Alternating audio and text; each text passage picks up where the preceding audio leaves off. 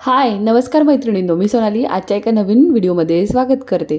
तर मैत्रिणींनो, आज आपण पाहणार आहोत हे सुंदर असं बॅकनेक डिझाईन आणि त्याच्याबरोबरच थोड्याशा काठा वापरून आपण पाठीमागे डिझाईन बनवणार आहोत आणि तेच काठ परत समोरच्या बाजूला आपण ते अटॅच करणार आहोत. सध्या खूप ट्रेंडिंग आहे बघा. तर माझ्याकडे हे जे काठ आहेत त्या काठाप्रमाणे मी तुम्हाला आज ते डिझाईन बनवून दाखवणार आहे. सो व्हिडिओ नक्की शेवटपर्यंत पहा, जेणेकरून सगळ्या गोष्टी तुम्हाला क्लिअर होतील. आता इथे मी तुम्हाला पहिल्यांदा बॅक साईड जो आहे तो कट केलेला आहे, त्याचं माप सांगते. उंचीमध्ये 1 इंच शिलाई मार्जिन, त्यानंतर शोल्डर मी 5.5 घेतला आहे, मुंढा मी 6 घेतला आहे, छातीचा चौथा आणि पुढे 1.5 इंच शिलाई मार्जिन, कमरेचा चौथा 1 इंच टक्स आणि 1.5 इंच शिलाई मार्जिन.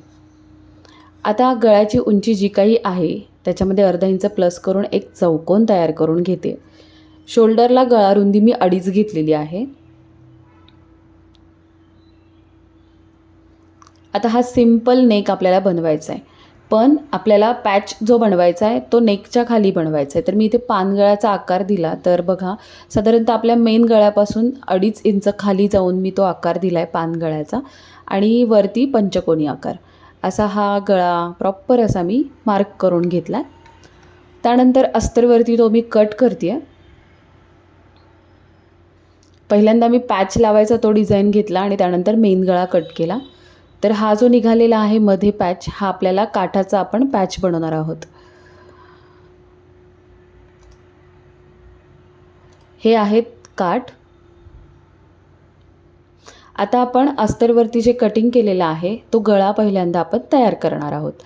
तर मेन फॅब्रिकची बाजू जी आहे ती वर ठेवायची आणि त्यावर अस्तर ठेवायचं आणि गळ्याला प्रॉपर असं फिनिशिंग देऊन 1/2 इंच मार्जिन कव्हर करून एक टिप टाकून घ्यायची. ही टिप टाकून झाल्यानंतर मधला जो गळा आहे तो कट करून घ्यायचा आणि नॉचेस देऊन हा गळा पलटी करून घ्यायचा.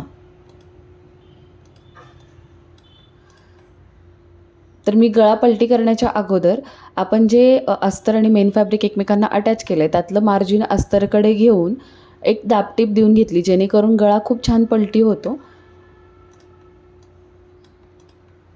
गळा छान पलटी झालेला आहे. आता साईडचे भाग आहेत ते सगळे अस्तरला जोडून घ्यायचे. तर हा इथे मध्ये आपण पॅच बनवणार आहोत. त्यासाठी मी हे काठ घेतलेले आहेत. आता आपल्याकडे एकाच साईडचे एवढेच काठ आहेत, तर यातच आपण बॅकनेक डिझाईन पण बनवणार आहोत आणि उरलेल्या काठातून आपण फ्रंट साईडच्या नेकला डिझाईन काठ पण लावणार आहोत. त्यानंतर आपल्याला एक सेपरेट अस्तर घ्यायचं आहे आणि त्या अस्तरची उंची आणि रुंदी हे आपण जो पॅच तयार केलेला कट केलेला आहे ना ब्लाऊजमधला त्याच्यापेक्षा जास्त ठेवायचे आणि अशा 2 पट्ट्या बनवून घ्यायच्या, जशा मी व्हिडिओमध्ये दाखवते आहे. एक साईडला फिनिशिंग देऊन घ्यायचं, एक साईडला ओपन राहिलं तरी चालेल. तर साधारणतः आपला पॅटर्न 2.5 इंचाचा आहे, तर मग त्या पद्धतीने मी 1 इंच एक्स्ट्रा घेऊन 3.5 इंचाच्या पट्ट्या तयार केलेल्या आहेत. एक साईडला फिनिशिंग देऊन व्यवस्थित तो पूर्ण पट्ट्या तयार करून घ्यायच्या. 2 पट्ट्या अशा टोटल तयार करून घेतल्यानंतर त्या आपल्याला व्यवस्थित एकमेकांवरती ठेवून आपल्याला तो पॅटर्न डिझाईन बनवून घ्यायचा आहे.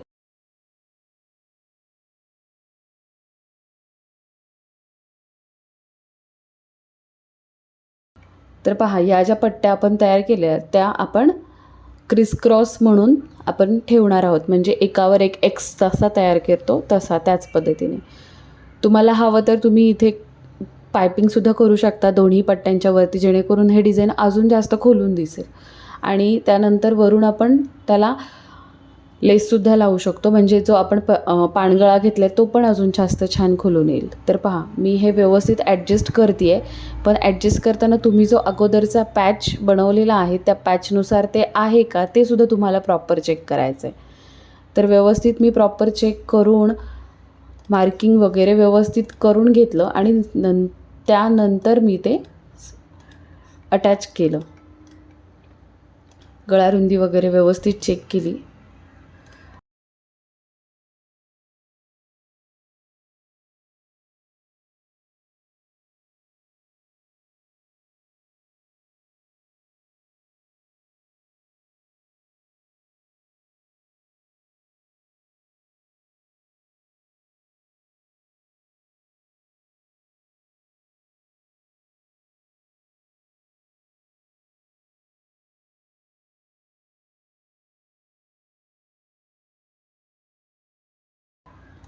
आता हे मी अटॅच करून घेतल्यानंतर आता आपल्याला ह्याला टाकायचे टक्स.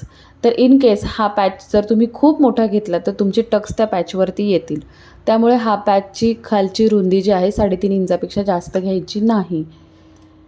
आता मी इथे टक्स टाकून घेतलेत. टक्सची उंची साधारणतः आता 40 साईज आहे, त्यामुळे टक्सची उंची आपण तयार 4.5 इंच घेणार आहोत. तर मी इथं 5 इंचावर टाकली, कारण आपण कमरपट्टी जोडणार आहोत. कमरपट्टीसाठी मी फॅब्रिक काढलं. जेव्हा आपण पॅटर्न बनवतो ना, तेव्हा विशेषतः तुम्हाला कमरपट्टी जोडताना खूप काळजी घ्यायची असते. ती म्हणजे 2 इंचाची मी पट्टी उंचीची काढलेली आहे आणि एक साईडला अर्धा इंचानं फोल्ड करून घेतली. आणि पॅटर्न असल्यानंतर मोस्ट ऑफ दी टाईम म्हणजे बऱ्याचदा तुम्हाला त्याच्यावरती टक्स टाकावे लागतात. 2 टक्स जर टाकले ना, तर तुमच्या बॅक साईडला जे फिनिशिंग स्मूथ आणि सरळ यायला पाहिजे ना, ते टक्स टाकल्यामुळे खूप सुंदर असं फिनिशिंग येतं.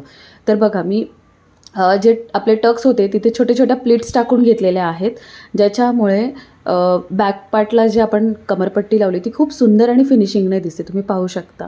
असं झालेलं आहे हे सुंदर असं आपलं बॅकनेक डिझाईन. फायनल झाल्यानंतर एकदा क्रॉस चेक करून घ्यायचं की आपण जे डिझाईन बनवलं आहे त्याचे दोन्ही साईडचे पार्ट व्यवस्थित आलेत की नाही. आणि कमरपट्टीसुद्धा जोडून घेतलेली आहे. सो सुंदर असा हा आपला बॅकनेक डिझाईन तयार झालेला आहे.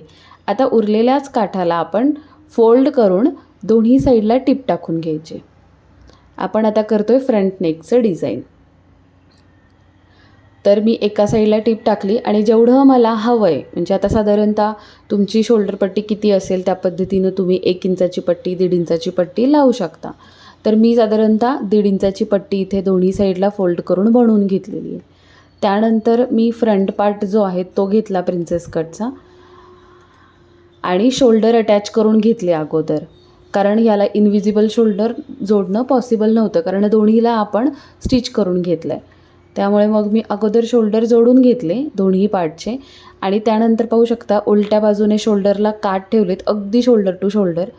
अर्धा इंच उलट्या बाजूने टीप टाकून घेतली आणि मग हे काठ सरळ केले आणि ते बरोबर आपल्या समोरच्या नेकवरती अटॅच केले.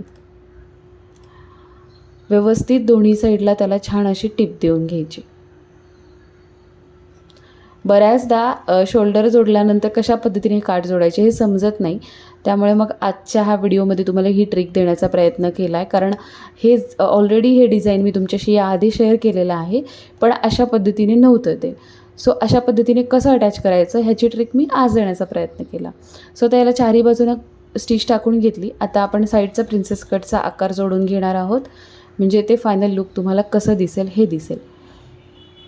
तर हे प्रिन्सेसचा आकार पण मी साईडनं जोडून घेतला आहे. सो अशा पद्धतीने हा फ्रंट नेकचा पण आपला डिझाईन तयार झालेला आहे.